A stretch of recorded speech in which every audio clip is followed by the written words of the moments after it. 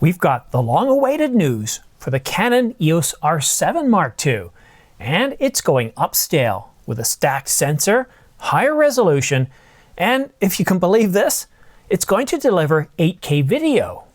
Canon's reportedly going to shake up the APS-C segment, with the EOS R7 Mark II the most high-profile camera on that roadmap. But before we get to the details, please subscribe to this channel. It doesn't cost you anything, helps this channel grow, and keeps you up to date on the latest camera coverage. According to Canon rumors, we've been told that Canon will be shaking up its APS-C line significantly, and that's going to happen later in 2025. It doesn't sound like Canon's going to be doing just a simple upgrade of the R7 Mark II. It finally sounds like the R7 is going to get that pro-level treatment that we were expecting in the Mark I. At Profusion last week, I was talking to many Canon staff members, talking about the latest wares, trying on different lenses, well, not trying them on, but putting them on the camera, including the 800mm f5.6. It was like a kid at a chocolate factory. I was in my element. It was fun. Sony was there. Everybody was there.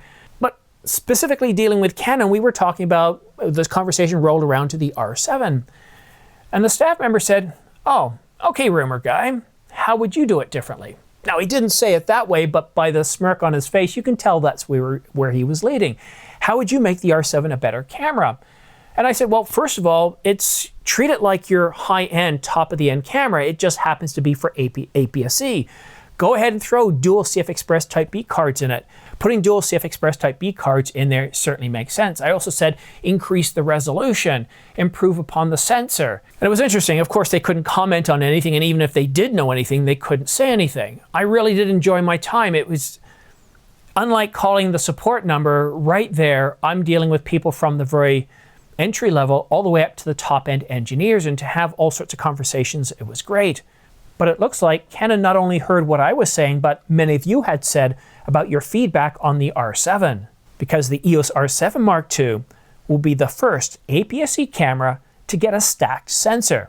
But there was no word on the resolution of this new sensor. But it would be cool if we could see it go slightly above the current 32.5 megapixels and give it 8K capabilities. Now, before you get carried away, that last part of that quote, let's bring it up again. Canon rumors said, but it would be cool to see it go slightly above the current 32.5 megapixels to give it 8K capabilities. It would be cool. So based on what Canon rumors is hearing from sources, nothing has indicated that it's going to have 30 megapixels, 32 megapixels, 36 megapixels, and deliver 8K video. That's just conjecture. Well, it's not even conjecture, it's wishful thinking. But the R7 Mark II, according to Canon rumors sources, is going to get a stacked sensor. Well, it's kind of a big deal. It depends on where you're coming from. The nice thing about a stacked sensor is it reduces rolling shutter. You have a faster readout speed. But the downside of that is, as we're seeing with the R5 Mark II, the Nikon Z8, is you have a little bit of increased noise when you're shooting at, well, ISOs of around 12,800. And why is that significant? Well, a lot of people that shoot wildlife are interested in the 7D, the 7D Mark II, the R7, and the R7 Mark II. And there are many situations when you're shooting in dawn or dusk that you're going to be shooting at ISO of 12,800, 25,600. So to have increased noise, well, it might not be the best that that group is looking for. They might prefer to have a standard sensor or even a global shutter sensor. Now imagine that, putting a global shutter sensor in the R7 Mark II. If you want to have an idea of the level of noise you can expect to see, just simply take a look at the videos on the R5 Mark II, comparing it to the R5. And yeah, when you get it down to ISOs around 12,800, the difference is definitely noticeable. Canon rumors thinks that we could see the R7 Mark II as early as Q3 of 2025. But don't be surprised if that gets pushed into 2026. If 2025 is anything like 2024, where we've seen, I don't know, not just Canon, Sony, Panasonic, they've all pushed products from Q1 into Q3 and even Q4. And some of the cameras that were due out this year, such as Panasonic, has been waiting 6 years to refresh. The S1, the S1R, and the S1H, well, we're now closing that window where it's going to be 6.5 years. 6.5 years to 7 years, that's too long. So Q3 of next year is where we can sort of put a pin in it. It could happen sooner. It certainly could happen later. But one thing to expect from this camera is, well, it's not going to be cheap. The Mark II will be going up market, so it's going to be a true EOS 7D Mark II successor. And when I read that, it put a smile on my face. I know many people are happy with the R7, but many others feel disappointed that it doesn't just quite punch high enough. And I see this with the APS-C line. It almost feels like the way Canon's treating that line is, you're not quite a professional yet. You know what? You'll know when you're a professional because, well, you're going to purchase a full frame camera. And you see, that's just not the case. And what this post shows us is that Canon is now starting to realize that a top-end APS-C camera is indeed a pro-level camera. It gives us different capabilities. So I'm really excited by the opportunity of what the R7 II may be. And you know what? I think I'm going to buy it. I haven't bought an APS-C camera in a long time.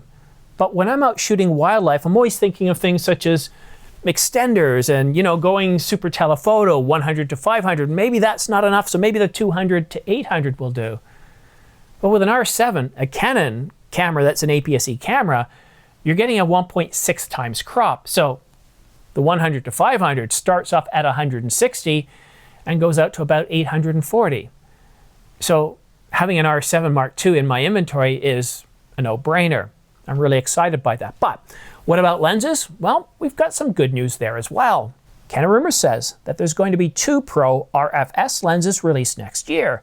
They won't be L-series lenses, but they will have a constant aperture to cover the 35 equivalent of the 24 to 200 millimeter. I'm excited. Are you excited by the R7 Mark II being a more upscale, more pro-level camera? The way kind of the Mark I should have been? Let me know what you think in the comment section down below. I'm really curious to see what kind of discussion we can start here. It does look pretty exciting. But now I want to talk to you about another story that I'm planning to release, well, tomorrow. And this is about, well, it's about a new camera. And it's the Fujifilm GFX Eterna, a medium format cinema camera, or as Fujifilm would like us to call it, a filmmaking camera. It's very interesting. Now, I have a thought on this. I'm thinking that this could potentially kill off iMAX. And I know what you're thinking. That's a bold statement to make. But stay tuned for my video tomorrow as I explain why this new Fujifilm GFX Eterna could potentially displace iMAX. While iMAX offers a superior resolution and superior customer experience if you're watching it in one of those really large cinemas designed for the camera, for the rest of us, if we're watching it in smaller theaters, could the GFX Eterna deliver the same capabilities for a much reduced price without the noise and with a much better experience from the filmmaking side? Stay tuned tomorrow. And I want to say a big thanks to all of you that have used my affiliate links in the past. It's very much appreciated. We are seeing so many sales on right now, from Canon to Nikon and even including Sony. Sales from the low end, like an R100, all the way up to the 1DX Mark II, the R3, the Z8. The Z9 isn't on sale right now, but you got to admit that release price of the Z9, it feels like a sale price. Everything is on sale, including storage. Black Friday is what, just 2 weeks away, but we're already seeing some incredible deals. And what you want to do is pay attention. Now with B&H and Adorama, they have a return policy. Pay attention to that, because probably what you're going to start to see is they're going to put out an ad saying, look, if you see a better deal on Black Friday, we'll match it. And why, if you can get the product now, why wait 2 weeks? I'm not kidding. The R5, $27.99. The R5C, $33.99.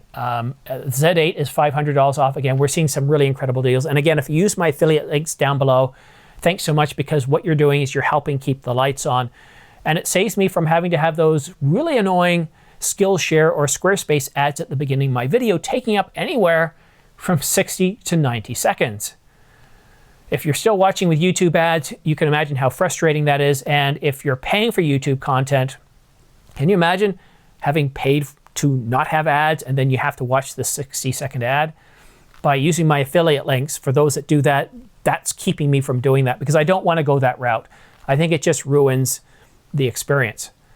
So a big thank you. Thank you so much for tuning in. Have yourself a great day, a great night, and we'll see you again soon, really soon, with a new video early in the morning about the new Fujifilm GFX Eterna versus iMAX.